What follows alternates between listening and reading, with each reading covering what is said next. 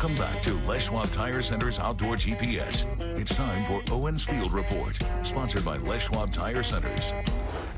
Well, this week's report, I had to go out and still try to catch a steelhead, okay, for a number of reasons, but one in particular is I'm still mad at him. It's just, it was such a tough year. I wanted to see if I could just scratch out that late winter steelhead, and unfortunately, no bites. Where I was, and probably give it up pretty easy, smelt were still all over the place. Doesn't help anything. Doesn't help Chinook fishing on the Columbia. Doesn't help steelhead fishing in tributaries.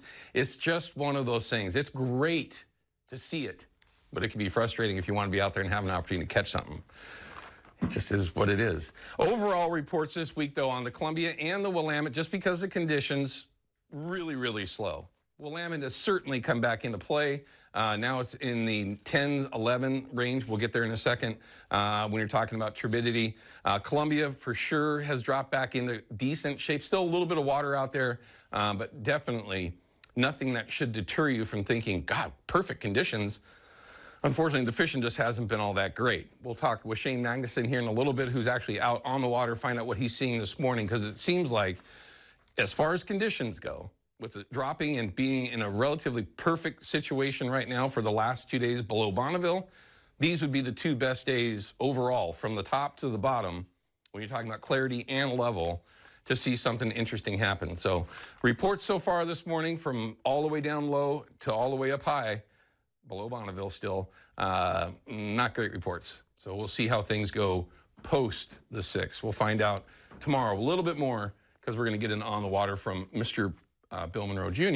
to kind of recap our discussion last week and find out what he's seeing out there and what he has heard about the opportunity, or maybe some sort of an opportunity for an extension as we go forward.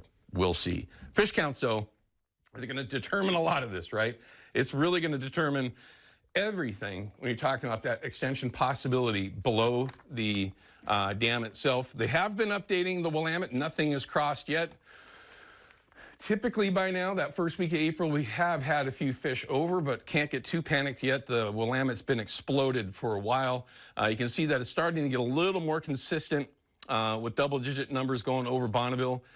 A little, I mean, if you were to take a look at the 10-year average, it is slightly behind, but so minimal that it's difficult to even see it in that graph. But there are some fish that are making their way over. Kind of interesting to see how that's all going to play out. But cross your fingers. Much like myself, my boat should be done in a couple of days, and I can get out somewhere. We'll see. Then, of course, along with that, you always want to know what the turbidity is going to be like on the Willamette, and it took forever. For whatever reason, it just stayed at that 15 range for a while, and then finally started to drop off, and now is in the 9s, which it's a full go. I mean, honestly, at the 9s, I love that. I'd rather it be a little more off color than clear in any section of the Willamette, either be the channel or the main stem. In the 9s, that's pretty much perfect. It hurts because it takes the excuse away. At least one of my favorite excuses. Here's the levels. The Willamette itself definitely dropping, definitely in a really good condition. And it looks like with the rain that we got coming and a little bit of a warm-up that we've had the last day or two, including today, it's going to get warmer. We're going to have Peyton here in a little bit to give us that insight. But there is a little bit of a bounce coming for the Columbia and the Willamette here this upcoming week. Nothing too dramatic. As long as it doesn't change as far as color goes too negatively, the Willamette should be pretty much a go this upcoming week. We'll see. We'll see how it all works out. Then, of course, we've already dropped some of the smaller systems, but there you go. That's where the river conditions are. It looks like things are promising, but you can't get out and catch them if you don't go out. Again, the Willamette is probably going to be a really good play for you. Don't forget, Youth Outdoors. This is an organization that we've been lucky enough to help out and talk about with the folks from there for several years. They've got a banquet coming up on the 12th of this month. That's next Saturday. And you can go over there and attend the Western Washington Auction Banquet. Again, that's on the 12th. Great organization, helps out countless kids, getting them out there and having some fun in the outdoors, either be fishing, hunting, or just getting out. They're just a great group of people that do everything they can to help the kids out with having a little bit of fun. And don't forget, this upcoming weekend on the 12th, wow, You couldn't find a better picture again? I'll be over there at the Fisherman's Marine. They're having their celebrating the Fisherman's 50th anniversary. Next Saturday, I'll be there sometime before noon and be there after 1. I'm just going to go hang out, meet some folks. And if you need some help, like last time I did this, if you need some help picking out gear, I love to do that. So just don't hesitate. Say, hey, I need to get some stuff. Let's go walk around and spend your money because I enjoy doing that. So don't be shy. I'll be out there on that Saturday. Come over and make sure you say hello. And don't forget, send Jason over at Procure an email, jason@procure.com, and you'll have a chance to win that weekly prize pack from Procure.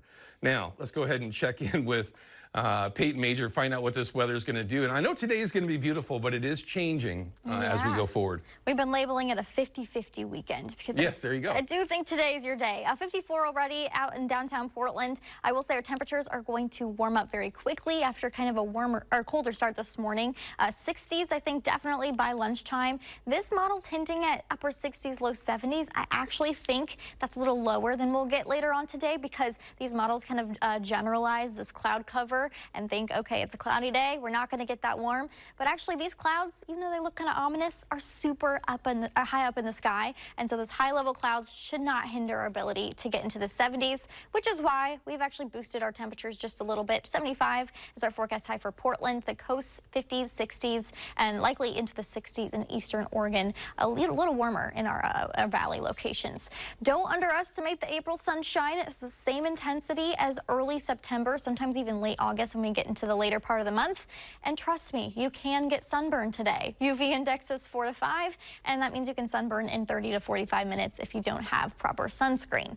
Now tomorrow, here's our big change. We do have a front that's arriving. It's getting earlier and earlier, so the coast likely overnight going to start to see those showers definitely by sunrise in the metro all the way down the I-5 corridor and hitting the western foothills rather by around 10 or 11. This is going to continue on and off all throughout the day tomorrow. It's just going to be a soggy, kind of cloudy, drippy day with highs only in the 50s and low 60s. Here's our rain forecast. I do think this is a little bit higher than we'll get, probably more so a little less than an inch across the board, higher amounts along the coast. We do have a few more showery days Monday into Tuesday. When we say showers, that means there will be some sun breaks. But looks like Wednesday will be probably our driest day this work week, with Thursday a few more showers arriving. So let's look at that 7-day forecast. No big major changes in temperature into the upper 50s, low 60s, very spring-like, and then those lows in the 40s and 50s. It does look like Friday might be mainly dry.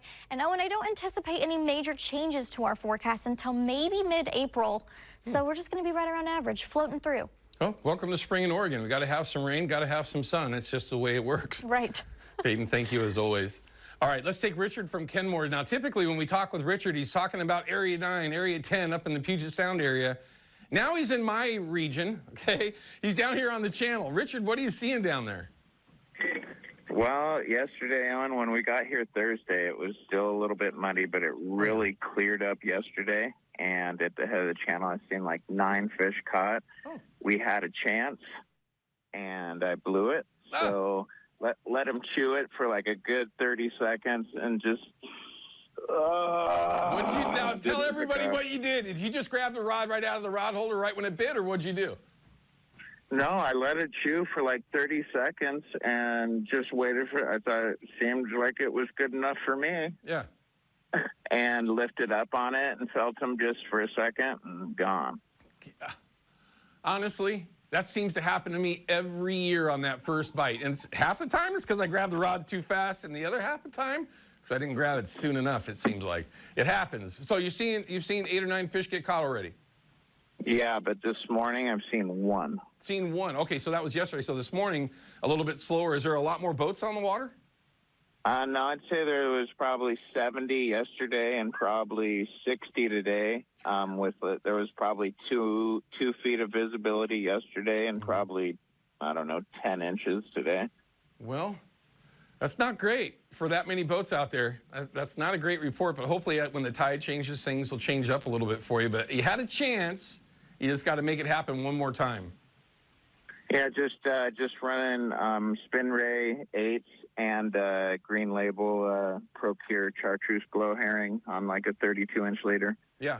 Well, it sounds exactly like what you need to be doing. Hopefully you can find another one that's willing to bite for you, Richard. Thanks for the phone call, and make it happen, man. We would love to be able to show a photo of what happens for you here the next day or two, okay? Yeah, well, if it doesn't happen today, I'll be back down here in 2 weeks, my man. Sounds good. Sounds good. Richard, thanks for the report. We appreciate it. That was a live report from the head of the channel. 60 boats. One fish caught that he's seen. Now, that doesn't mean that that's all that's been caught, as you all know. But still, it's tough fishing out there. It will get better, right? It will get better. All right, we're going to cut to a break. When we come back, I've got Sundeep Mann and Bruce Netzel from Fisherman's Marine. We're going to talk about the 50th anniversary of Fisherman's Marine right here on Outdoor GPS. So don't go anywhere. We'll be back in just a minute. Outdoor GPS is brought to you by P-Line, because we fish, by Hawken Fishing, perfection in fishing gear, and by Haxton's Canvas and Upholstery, the trusted name of the Pacific Northwest.